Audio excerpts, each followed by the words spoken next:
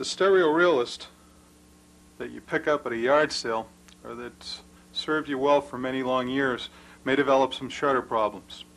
The shutter is fairly bulletproof, and the thing that kills it more than anything else is dirt.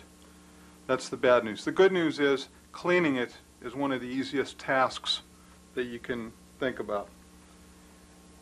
On the bottom of the Realist, right at the cocking lever,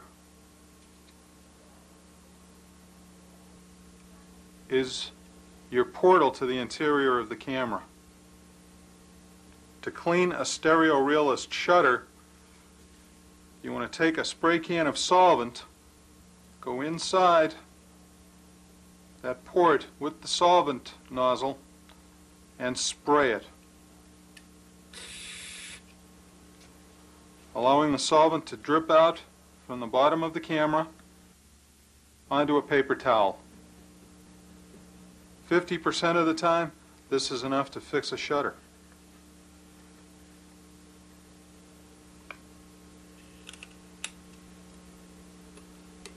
Test it by putting the shutter on 1 second and listening for the sound of success.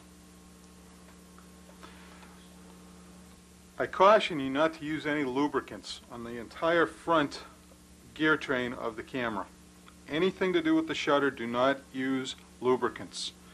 Don't use anything such as WD-40. Don't use any Radio Shack product that says contact cleaner and lubricant. Don't use any silicone spray. Do not use any petroleum product whatsoever on the front of the camera. The preferred solvent today is 1,1,1-trichloroethane. This is frequently used in the electronics industry for cleaning contacts. You do not want to use ether, which is highly flammable. Don't use any petroleum-based products or any product that has the word lubricant in it. Electronic supply houses sell contact cleaner which is made up exclusively of 1,1,1-trichloroethane. A spray can of that goes for about $8. You can also use, if you want to go to an auto parts store, SNAP, S-N-A-P is the brand name, brake cleaner. That's what I happen to be using today. It's not a technical grade chemical, but it works fine if you don't have access to the electronic grade chemical. I recommend that you do all of your shutter cleaning out of doors because of the known toxicity of these chemicals. If you've cleaned your shutter in the method I just showed you, and your shutter, such as it hangs up when you press it for 1 second, it actually takes 4, 5, or 6 seconds, or you have to hit the camera for it to close down, you're going to have to start disassembling the camera. The reason for this is that the stereo Realist is one of the most accessible cameras ever made. All of the screws to get into the gear train are readily accessible and in view, and we're going to start taking it apart right now. I have the cap of a film canister here to hold all the screws I'm going to be taking out. This is good practice so that you don't lose the screws, which are very difficult to replace. The first thing you want to do, and this is not necessary, is put the camera on 1 second. This will make it easier to reassemble the camera. The front bakelite is held on by 4 screws that are right up front and looking right at you. You want to take off those 4 screws using a jeweler's screwdriver. These are readily available and in varying degrees of expense. This came as part of a set of 6 drivers that cost $1.98. I recommend that you use a little bit better quality. However, if you're not going to be doing this on a frequent basis, you can get away with the $1.98. So you want to start gently taking the screws off.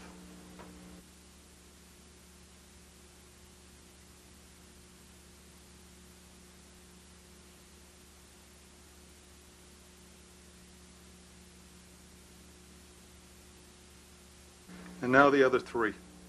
It doesn't matter what order you take these off in.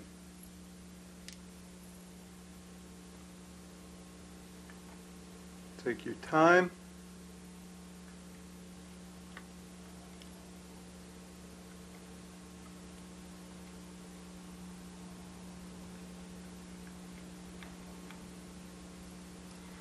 and this whole bakelite section just lifts right off.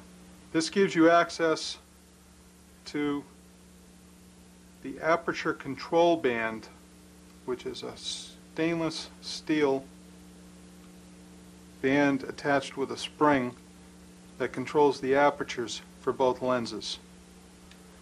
This is a good time to clean this off with a Q-tip if it needs to be done. To get at the rest of the shutter, you now need to remove these 4 screws on the faceplate for starters. Again, working very carefully with a jeweler's screwdriver.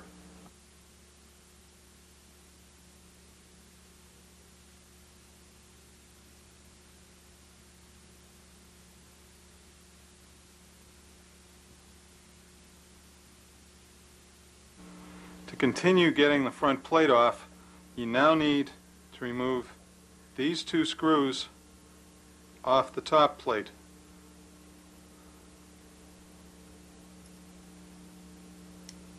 They're distinguishable from the front screws because they're shorter. With all of the screws removed, we're now ready to release the front plate of the camera. If this hasn't been done for several years, it could be a little difficult, usually not too tough though. And it just pulls straight off, giving you access to the entire shutter assembly. Now that you have the lens board off, it's a perfect time to clean the interior of the lenses, if you need to. The metalwork inside doesn't need to be cleaned. This camera was manufactured on November 13th, 1953 by somebody with the initials LH. A lot of these are marked on the inside. It was also apparently worked on by the factory on November 7, 1962. Stereo Realist, when they did factory repairs and service, tended to put the dates on the inside of these lenses, so it's a good way to date your camera.